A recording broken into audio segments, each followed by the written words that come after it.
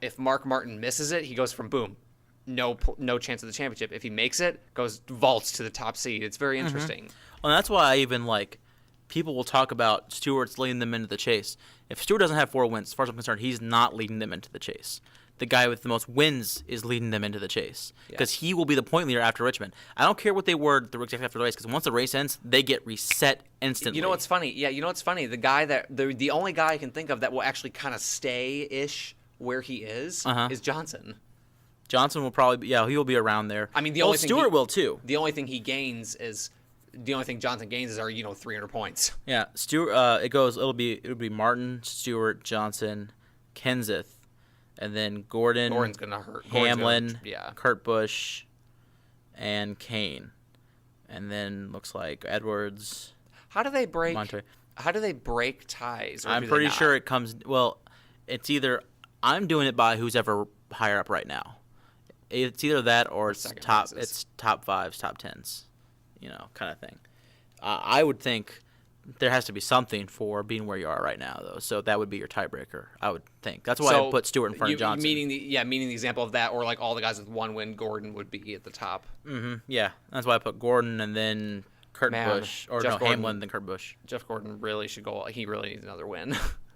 But look at it this way: Gordon will fall 3 positions, but he'll gain a ton of points, 220 points, or and so not even 220, 260. Well, and with that logic, it's the whole thing where if he's running second place as far as the whole season is combined, you're saying that in a weird theory, he could kind of, if he's running that well, still get back up there because he'll be so close in the point. Mm-hmm. Yeah, I know what absolutely. you mean. I mean, there is really, when you make the chase, there's really no disadvantage. I mean, there's a slight disadvantage you'll start out with, but if you're running well and if you get hot, that's all you need. Think about it. You're right there. Think about it. Yeah, and one last thing. Think about Especially this year, because the guy who's going into it is 4 or 5 wins. Definitely. I was just going to say that with this year especially, look at it this way.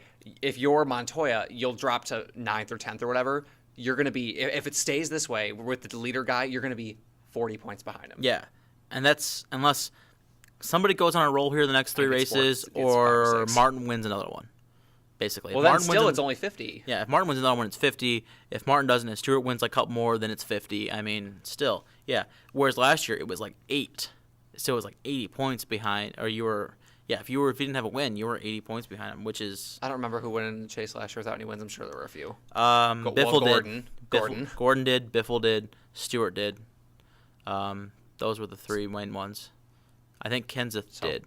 So, I mean, think about it. If you make the chase, you got to be liking. I mean, there's no reason you can't win the championship. Absolutely, and I think that's why everybody's looking at it, though. But in all seriousness, Montoya's not going to win the championship. Neither is Casey Kane. I wouldn't bet on Ryan Newman either. And unless Kenseth or Biffle get hot, I wouldn't bet on them either.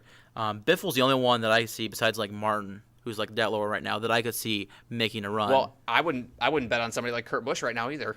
I wouldn't bet on Kurt Busch. Hamlin could get hot.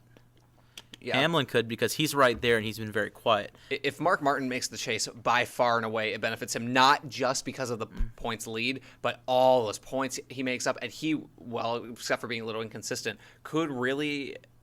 He needs to make it. It's going to be so close.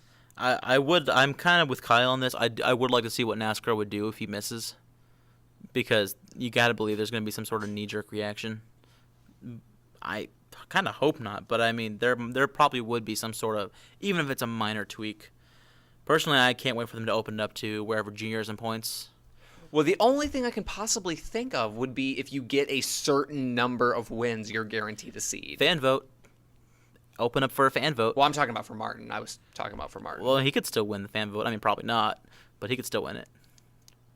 Do you think they... Do I think they would add a fan vote? Do you think they ever would? I don't put anything past NASCAR. Well, we'll see. At all. We spent a long time on NASCAR. That was 34 minutes. So we need to go move on to something else.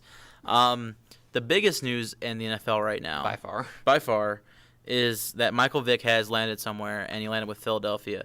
The Philadelphia Eagles, not the Phillies. He's playing football. So are there any quick thoughts about this? Do you think he'll see the field? This is what I think, and actually we've talked about this, and I've been a little outspoken about this. I mean, in relation to me, how I am so happy, really happy that a team took a chance and signed him. I think, first of all, in the greater social context, of society, I think, okay, look, I've said this before. I have helped the Humane Society with projects. I've donated for years to the ASPCA. I'm a huge animal rights person. I love animals. I believe that animals are very important beings. So what he did, that being said, was inhumane, despicable, terrible. But I'm sorry to say this, but when it comes down to it, and I know you'll talk about this in a minute, they were just animals. Yes, what he did was bad, but he deserves a second chance. There are people that are rapists and alleged murderers and stealers and thieves and everything that still play in the NFL and get less time. There's a current example of that, and he deserves a second chance. I can't believe all these people that are like, hide your dogs, and I hate the Eagles, and I've been an Eagles fan for 40 years. I'm never cheering for them again, and it makes me so mad. And those are going to be the minority. You will not get the majority of Eagles fans to stop rooting for the Eagles just because Michael Vick's on that team. And one could argue, I wonder if they were really that much of a fan anyway. It's just, I'm sure even people will say that. I mean, especially fans of anything have a tendency to go over the top, go from zero to stupid really fast when they hear about something, and then they calm back down and they look at it a bit calmer. Okay, as far as Vick and the whole dogfighting issue, that's over and done with as far as I'm concerned. Yes.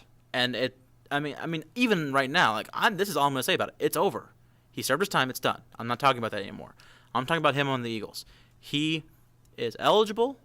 Somebody signed him, so he's playing. He's going to be there. Now, right now, he's the third-string quarterback, so I don't see him playing. I mean, I certainly hope he doesn't actually see the field as an intentional starter. They better be drawing up some wildcat plays for him because he can be He can be very helpful. I think he will see the field this year. I don't see it being as a quarterback. I don't think he'll be a quarterback. Well, he would make a great. He'll be listed as a quarterback, and if he's on the field in the wildcat formation, he can throw the ball. Because that's the thing. You can run, you can throw, you can pass, you can make a pass. I would actually split him out wide. I'd do something where I'd have him take the snap and hand it off to somebody, or do some sort of crazy double reverse.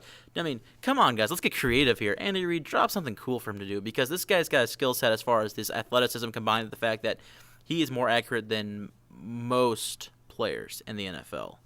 So, I mean, I would say, I wouldn't ask my linebacker to throw a pass, but I would ask Vic to throw a pass. And on occasion. Yeah, I agree with you, Doug. They can really, really utilize him in many, many different ways. Because think about it. If you're defending that and you see him on the field, okay, they're going to do something, but what are they going to do? You don't know. Well, and you can just snap it to him. He can run the ball. I mean, it could be very simple. It could be crazy. It can do anything you want. It's hard to. It really is hard to defend, especially with somebody like him. So I do think he'll see the field. I don't think it's going to be as a quarterback. Hard. Straight up. I think it's funny though. But here's my personal theory about Vic signing with the Eagles when it happened. I heard, which was, people were pointing out that Kevin Cobb, it's pronounced Cobb, the backup quarterback in Philly, got injured. Is going to miss a few weeks here, in the preseason and all that. And that's why they signed Vic. I'm thinking maybe the only reason he chose to sign with Philadelphia was because they offered him a contract that basically and said you're going to be the second string quarterback or something like that. Who else is going to offer him that role as the second string? Definitely. That's probably what he got offered, and that's why he accepted it, because I believe, regardless of what he's saying in the media, he still wants to be a quarterback, because that's how he was before he left. I am a quarterback. Blah, blah, blah. I will not. I throw the ball. It's like, no, you don't. You run the ball. Don't lie to me. Yeah. I do think. So we agree that he will. Once he gets reinstated from his conditional reinstatement, we do both think that he'll be on the field, right? Yeah. Yeah, and he will get reinstated. I think it'll be week 6. Definitely, because I think it might be early. I actually think it'll be earlier. I wouldn't be surprised. I mean, because he's playing model citizen right now, and as long as he keeps that up.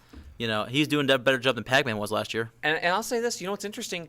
He's eligible to play in week 3 and 4 of the preseason. I would like to see that. I hope that I'm sure he'll play actually probably a lot. I'm sure he'll get some snaps. Yeah, he'll probably get actually genuine under center snaps.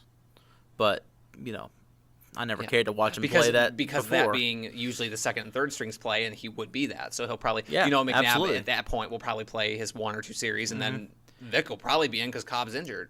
Yeah. And hopefully he's got his wind, I should say, he's conditioned enough. Hopefully he's ready by then. Yeah. Because that's only 2 weeks away. Yeah.